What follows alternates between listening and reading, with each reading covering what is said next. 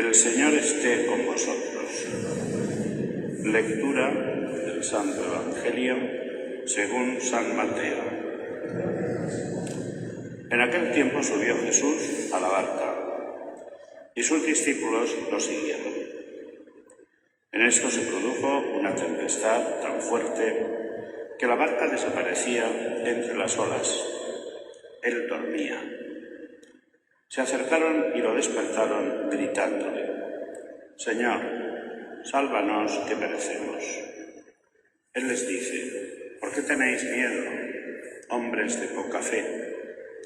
Se puso en pie, increpó a los vientos y al mar, y vino una gran calma.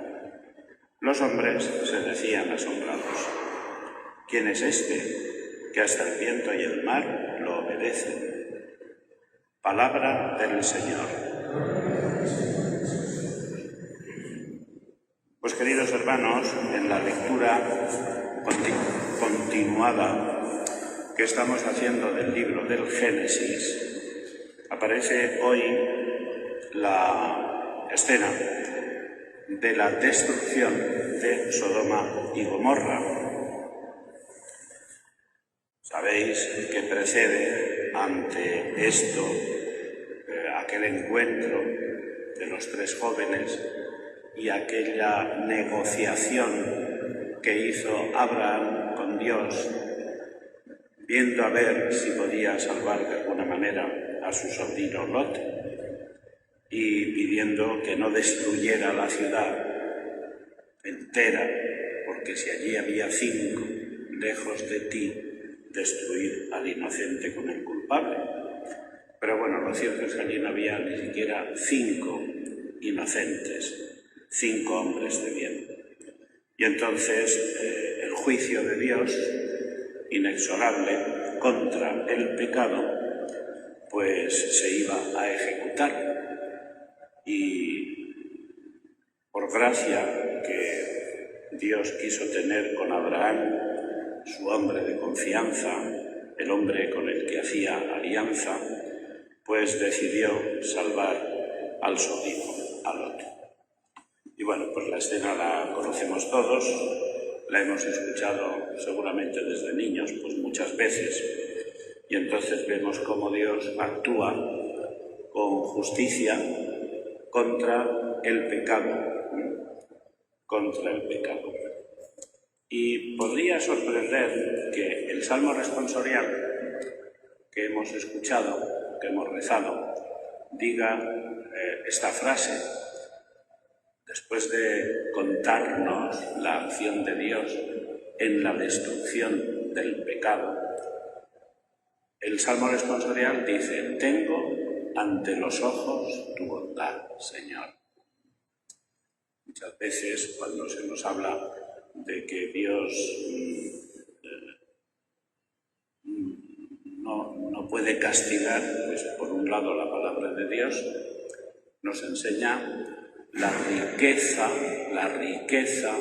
que a veces a nosotros se nos escapa de la realidad divina, y que la palabra de Dios la explica diciéndonos que Dios es infinitamente justo, infinitamente misericordioso. Pero, claro, al contarnos estas cosas, lo que está diciéndonos es que la justicia de Dios también se ejecuta, y se ejecuta sobre el pecador. De alguna manera, estamos hablando en lo que llamamos también el misterio de la iniquidad. Nosotros, pues seguramente no alcanzamos a descubrir el mal que se encuentra encerrado en el pecado. Y por eso nosotros, como si fuéramos más buenos que Dios, pues decimos: ¿cómo es posible el infierno para siempre, siempre, siempre? ¿Cómo es posible que no se perdone a Satanás? Dios sabemos que es infinitamente justo, y Dios sabemos que es infinitamente misericordioso. Y el problema en esos asuntos, quien lo tiene es Dios. que siempre juzga con justicia y que siempre juzga con misericordia y que conoce a cada ser más incluso que el mismo ser se conoce a sí mismo. Por tanto, yo os invito a que no os preocupéis demasiado de esas cosas, sino para aplicarlas a vuestra vida, porque ya Dios actúa con justicia y con misericordia y Él sabe perfectamente lo que conviene y lo que ha de hacer. Por otro lado, en el Evangelio de hoy nos encontramos con una tormenta, una tempestad. Hay una frase que dice que no sabes rezar, pues métete en el mar, porque cuando uno se mete en el mar y experimenta el poder de los vientos y de las olas, aprende a rezar. Pues bueno, los apóstoles, los discípulos de Jesucristo, se sintieron metidos dentro de una tormenta y Jesús dormía. Todos allí asustados con la tormenta y Él dormía. En algunas pinturas que representan esta escena ven a Jesús en la barca sobre un buen almohadón, sobre un buen almohadón. Y está dormido. Y eso pasa muchas veces, que viene la tormenta y nosotros podemos decir, esto va a durar 2 meses, porque tal y como está la cosa, esto no aguanta. Bueno, la tormenta está y parece que Jesús está dormido.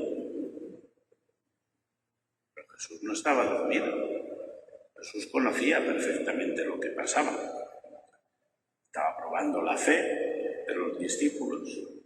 Y entonces, ¿qué hicieron los discípulos? Se acercaron y le dijeron, Señor, sálvanos, que perecemos. Eso es lo que tenemos que hacer nosotros. Señor, sálvanos, que esto no aguanta 2 meses, tal y como está la cosa. Pues tenemos que pedir con fe, tenemos que acudir a la oración y pedir al Señor y no tener miedo, porque por encima del miedo debe de estar la confianza, la fe en Dios nuestro Padre.